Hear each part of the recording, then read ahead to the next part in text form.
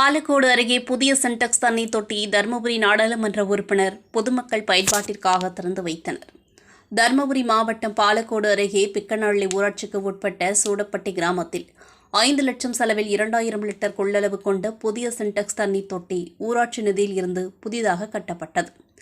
இந்த சின்டெக்ஸ் தண்ணீர் தொட்டிகளில் இருந்து பொதுமக்களின் பயன்பாட்டிற்காக தண்ணீர் திறந்து வைக்கும் நிகழ்ச்சி நடைபெற்றது. இந்நிகழ்ச்சிக்கு சூடப்பட்டி ஊராட்சி மன்ற தலைவர் பத்மாவதி சுப்பிரமணி தலைமையில் நடைபெற்ற சிறப்பு நிகழ்ச்சியில் சிறப்பு அழைப்பாளராக தருமபுரி நாடாளுமன்ற உறுப்பினர் மணி கலந்து கொண்டு சின்டெக்ஸ் தண்ணீர் தொட்டியில் இருந்து தண்ணீரை திறந்து வைத்தார். இதில் வழக்கறிஞர்கள், கோபால், வார்டு உறுப்பினர்கள் இவர்கள் உட்பட பொதுமக்கள் பலர் கலந்து கொண்டனர்.